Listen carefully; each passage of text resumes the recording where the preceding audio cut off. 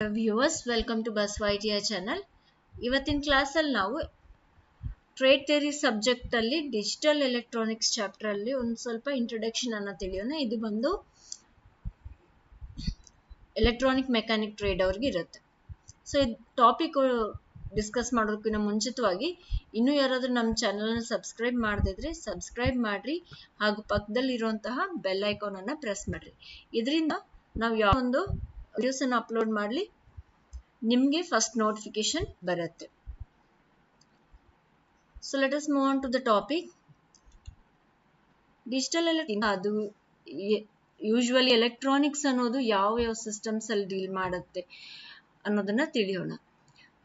So in electronics engineering we have to deal with two types of systems of measurement or representation of a data.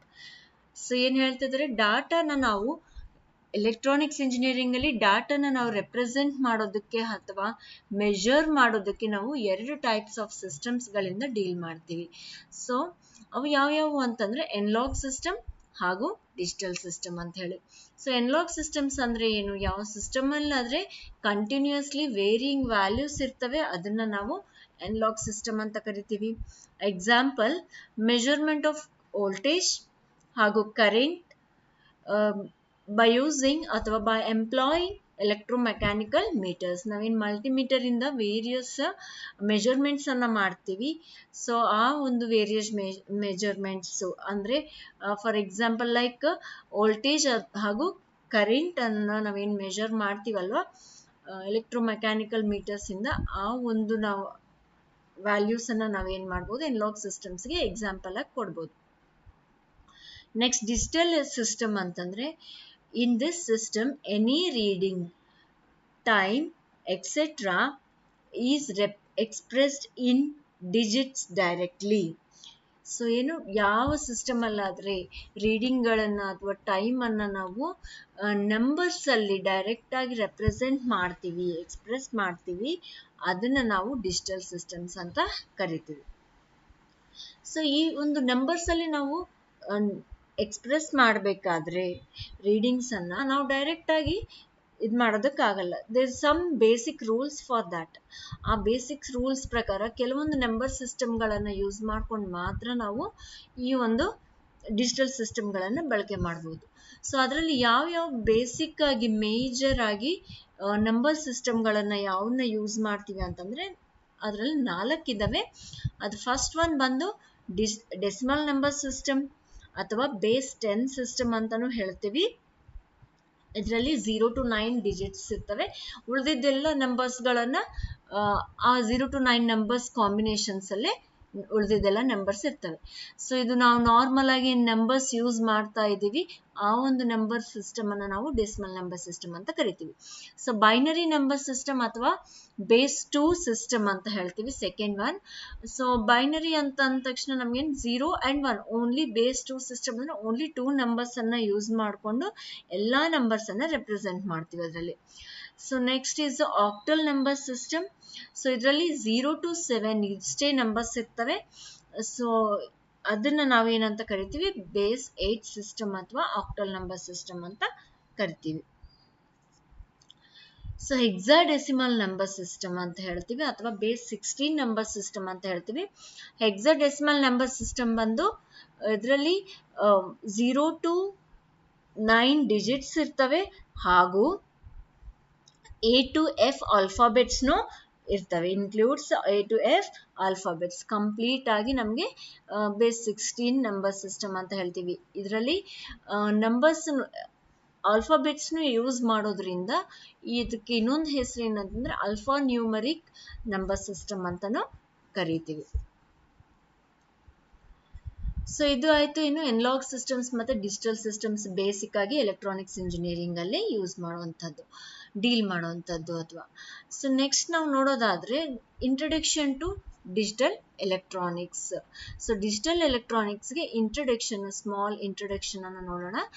As we all know, electronics is a branch of science which deals with the motion and behavior of electrons and ions through materials and through space.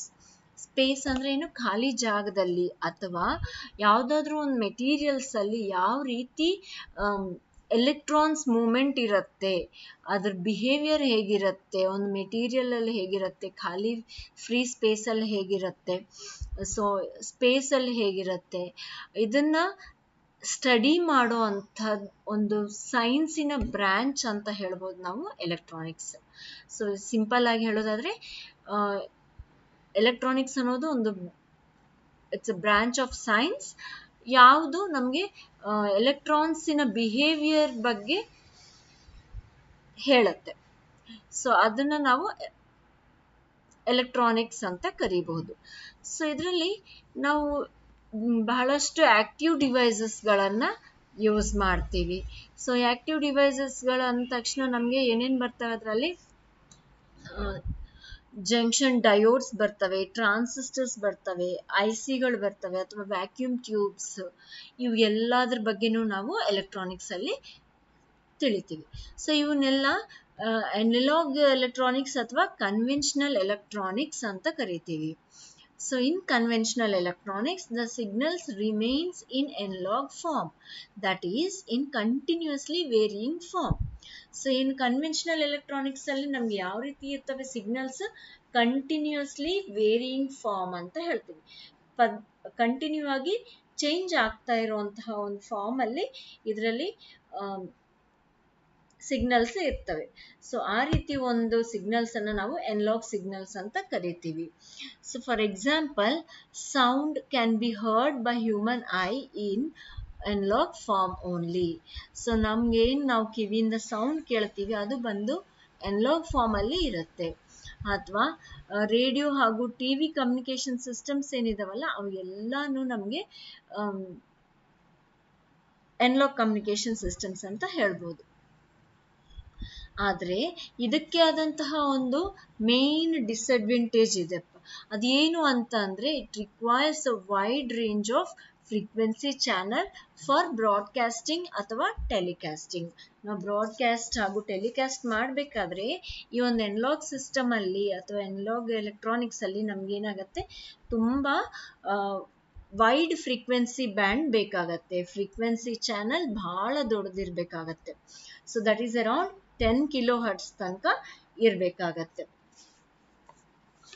So ಇಷ್ಟು ದೊಡ್ಡದಾಗಿ ನಮ್ಗೆ telecasting channel, ಒಂದು telecasting channel ಈ 10 kilo hertz range ಅಲ್ಲಿ ನಮ್ಗೆ ಒಂದು telecasting channel ಅನ್ನ ನಾವು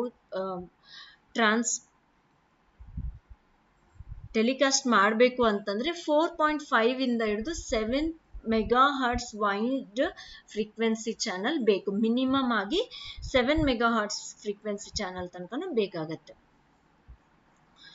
ಆದ್ರೆ ನಮ್ಗೆ ಫ್ರೀಕ್ವೆನ್ಸಿ ಸ್ಪೆಕ್ಟ್ರಮ್ ಏನಿದೆ ಬಹಳ ಲಿಮಿಟೆಡ್ ಇದೆ. 30 ಕಿಲೋ ಹರ್ಟ್ಸ್ ಇಂದ ಹಿಡಿದು 300 ಗಿಗಾ ಹರ್ಟ್ಸ್ ರೇಂಜ್ ಅಲ್ಲಿ ನಮ್ಗೆ ಟ್ರಾನ್ಸ್ಮಿಷನ್ ಅಥವಾ ರಿಸೆಪ್ಷನ್ ಆಗುವಂಥವು ಅಥವಾ ಟೆಲಿಕಾಸ್ಟಿಂಗ್ ಆಗುವಂಥ ಫ್ರೀಕ್ವೆನ್ಸಿ ಸ್ಪೆಕ್ಟ್ರಮ್ ಏನಿದೆ ಇಷ್ಟು ಇರುತ್ತೆ. 30 kilo hertz to 300 giga hertz limited ಇರುತ್ತೆ. ಸೊ ಇಷ್ಟು ಲಿಮಿಟೆಡ್ ಫ್ರೀಕ್ವೆನ್ಸಿ ಬ್ಯಾಂಡ್ ಅಲ್ಲಿ thousands and thousands of radio channels ಹಾಗೂ ಟಿವಿ ಸ್ಟೇಷನ್ಗಳನ್ನು ನಾವು ಟ್ರಾನ್ಸ್ಮಿಟ್ ಮಾಡಬೇಕಾಗತ್ತೆ. ಸೊ ಅದು ಹೈಲಿ ಇಂಪಾಸಿಬಲ್ ಆಗತ್ತೆ. ಯಾಕೆಂದ್ರೆ ಒಂದು ಚಾನಲ್ಗೆ ನಮಗೆ 7 ಮೆಗಾ ಹರ್ಟ್ಸ್ ಅಷ್ಟು ಹಿಡಿಬೇಕಾದ್ರೆ ಇಷ್ಟು ಕಡಿಮೆ ಫ್ರೀಕ್ವೆನ್ಸಿ ಬ್ಯಾಂಡ್ ಅಲ್ಲಿ thousands of radio channels as well as TV channels ಅನ್ನು ಟ್ರಾನ್ಸ್ಮಿಟ್ ಅಂಡ್ ರಿಸೀವ್ ಮಾಡೋದು ಕಷ್ಟ ಆಗ್ಬಿಡತ್ತೆ. ಸೊ ಇದರಲ್ಲಿ ಇದಕ್ಕಾಗಿ ನಮ್ಗೆ ಏನಾಗಿದೆ, ಅನಲಾಗ್ ಸಿಸ್ಟಮ್ಸ್ ಅನ್ನ ಡೆವಲಪ್ ಮಾಡ್ಕೊಂತ they have invented a digital systems. ಈ ಡಿಜಿಟಲ್ ಸಿಸ್ಟಮ್ಸ್ ಅಲ್ಲಿ ಬಂದು ಯಾವುದೇ ಟೈಪ್ ಆಫ್ ಅನಲಾಗ್ ಸಿಗ್ನಲ್ ಅನ್ನ ನಮ್ಗೆ ಝೀರೋಸ್ ಅಂಡ್ 1 ಫಾರ್ಮ್ ಅಲ್ಲಿ ಕನ್ವರ್ಟ್ ಮಾಡ್ತಾರೆ. ಕನ್ವರ್ಟ್ ಮಾಡಿಬಿಟ್ಟು ಯಾವುದೇ ಒಂದು ರೇಡಿಯೋ ಸಿಗ್ನಲ್ ಆಗಿರಲಿ, ವಿಡಿಯೋ ಆಡಿಯೋ ಸಿಗ್ನಲ್ ಆಗಿರಲಿ, ಝೀರೋಸ್ ಅಂಡ್ 1 ಫಾರ್ಮ್ ಅಲ್ಲಿ ಕನ್ವರ್ಟ್ ಆಗಿದ ತಕ್ಷಣ ಏನಾಗುತ್ತೆ ಅಂದ್ರೆ ಈಸಿಯಾಗಿ 1 ಕಿಲೋ ಹರ್ಟ್ಸ್ ಅಷ್ಟು ಫ್ರೀಕ್ವೆನ್ಸಿ ಬ್ಯಾಂಡ್ ಅಲ್ಲಿ ನಾವು ಏನ್ ಮಾಡ್ಬೋದು, ಅದನ್ನ ಟ್ರಾನ್ಸ್ಮಿಟ್ ಮಾಡಬಹುದು. ಅಥವಾ ಮಲ್ಟಿಪ್ಲೆಕ್ಸಿಂಗ್ ಅನ್ನೋ ಒಂದು ಡಿಜಿಟಲ್ ಟೆಕ್ನಾಲಜಿಯನ್ನ ಯೂಸ್ ಮಾಡಿಕೊಂಡು ನಂಬರ್ ಆಫ್ ಚಾನಲ್ಸ್ ಅಥವಾ ನಂಬರ್ ಆಫ್ ಸ್ಟೇಷನ್ಗಳನ್ನು ಸೇಮ್ ಫ್ರೀಕ್ವೆನ್ಸಿ ಬ್ಯಾಂಡಲ್ಲಿ ಎಟ್ ಎ ಟೈಮ್ ನಾವು ಟ್ರಾನ್ಸ್ಮಿಷನ್ ಅಥವಾ ರಿಸೆಪ್ಷನ್ ಅನ್ನ ಮಾಡಬಹುದು. ಸೊ ಈ ಒಂದು ಡಿಜಿಟಲ್ ಸಿಸ್ಟಮ್ಸಿನ ಇನ್ನೊಂದು ಅಡ್ವಾಂಟೇಜ್ ಏನು ಅಂತಂದ್ರೆ ಅನಲಾಗ್ ಸಿಸ್ಟಮ್ಸ್ ಕಂಪೇರ್ ಮಾಡಿದವಾಗ ಸಿಗ್ನಲ್ ಪವರ್ ಲಾಸಸ್ ಕಡಿಮೆ ಇರುತ್ತೆ, ನಾಯ್ಸ್ ಕಡಿಮೆ ಇರುತ್ತೆ ಆ್ಯಂಡ್ ಡಿಸ್ಟಾರ್ಷನ್ ಏನಿದೆ ಸಿಗ್ನಲ್ಸ್ ಅಲ್ಲಿ ಬಹಳ ಕಡಿಮೆ ಇರುತ್ತೆ. ಸೊ ಇಷ್ಟು ಅಡ್ವಾಂಟೇಜ್ ಇರೋದ್ರಿಂದ ನಾವೇನು ಮಾಡ್ಬೋದು, ಕಡಿಮೆ ಪವರ್ ಅಲ್ಲಿ ನಾವು ಡಿಜಿಟಲ್ ಸಿಗ್ನಲ್ಸ್ ಅನ್ನ ಟ್ರಾನ್ಸ್ಮಿಟ್ ಅಥವಾ ರಿಸೆಪ್ಷನ್ ಮಾಡಬಹುದು, ಅದು within a small channel at a high data speed rate. ತುಂಬಾ ಹೈ ಡಾಟಾ ಸ್ಪೀಡ್ ರೇಟ್ ಅಲ್ಲಿ ಹಾಗೂ ಕಡಿಮೆ ಪವರ್ ಅಲ್ಲಿ ಅಂಡ್ ನಂಬರ್ ಆಫ್ ಚಾನಲ್ಸ್ ಅನ್ನ ಕಡಿಮೆ ಫ್ರೀಕ್ವೆನ್ಸಿ ಬ್ಯಾಂಡ್ ವಿಡ್ತ್ ಅಲ್ಲಿ ನಾವು ಟ್ರಾನ್ಸ್ಮಿಟ್ ಅಂಡ್ ರಿಸೆಪ್ಷನ್ ಬ್ರಾಡ್ಕಾಸ್ಟಿಂಗ್ ಅಥವಾ ಟೆಲಿಕಾಸ್ಟಿಂಗ್ ಅನ್ನ ಮಾಡಬಹುದು using the digital electronic systems. So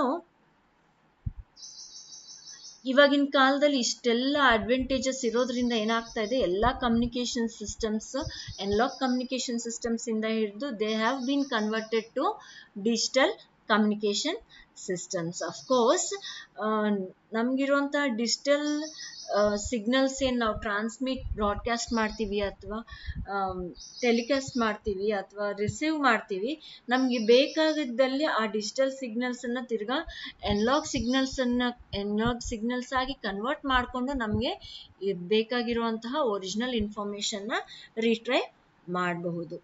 so ಇದು ಇರೋದು ಏನು ಬೇಸಿಕ್ ಇಂಟ್ರಡಕ್ಷನ್ ಹಾಗೂ ಅನಲಾಗ್ ಸಿಸ್ಟಮ್ಸ್ಗೆ ಡಿಜಿಟಲ್ ಸಿಸ್ಟಮ್ಸ್ಗೆ ಇರುವಂತಹ ಮೇನ್ ವ್ಯತ್ಯಾಸ ಅಂತ ಹೇಳ್ಬೋದು. ಹಾಗೆ ನೋಡೋದಾದ್ರೆ next is digital codes. So ನಾವೇನು ಡಿಜಿಟಲ್ ಸಿಸ್ಟಮ್ಸ್ ಅಲ್ಲಿ ನಾವು ಟ್ರಾನ್ಸ್ಫರ್ ಮಾಡ್ತೀವಿ ಅಂದವಾಗ ನಾವೇನ್ ಮಾಡಬೇಕು, ಅವನ್ನ ಡಿಜಿಟಲ್ ಸಿಗ್ನಲ್ಸ್ ಆಗಿ ಕನ್ವರ್ಟ್ ಮಾಡಬೇಕು, that is in the form of zeros and ones. So ಇದನ್ನ ನಾವು ಮಾಡೋದಕ್ಕೆ ನಮಗೆ ಬಹಳಷ್ಟು ಮೆಥಡ್ಸ್ ಇದಾವೆ ಅಥವಾ ಕೋಡ್ಸ್ ಅಂತ ಹೇಳ್ತೀವಿ ನಾವು. ಯಾವ ಡಿಜಿಟಲ್ ಸಿಗ್ನಲ್ಸ್ ಅನ್ನ ರೀಡಿಂಗ್ ಟೆಕ್ನಾಲಜಿ ಏನಿದೆ ಅದನ್ನ ತುಂಬಾ ಬೇರೆ ಬೇರೆ ಡಿಜಿಟಲ್ ಮೆಥಡ್ಸ್ ಅನ್ನ ಅಥವಾ ಡಿಜಿಟಲ್ ಕೋಡ್ಸ್ ಅನ್ನ ಯೂಸ್ ಮಾಡಿಕೊಂಡು ನಾವು ಆ ಒಂದು ಡಿಜಿಟಲ್ ಸಿಗ್ನಲ್ಸ್ ಅನ್ನ ರೀಡ್ ಮಾಡಬಹುದು. ಆ ಸಿಗ್ನಲ್ ಏನ್ ಬಂದಿರುತ್ತೆ ಅದನ್ನ ರೀಡ್ ಮಾಡಬಹುದು, ಯಾವ ರೀತಿ ಇನ್ಫಾರ್ಮೇಶನ್ ಟ್ರಾನ್ಸ್ಫರ್ ಆಗಿದೆ ಅನ್ನೋದನ್ನ ತಿಳ್ಕೊಬಹುದು.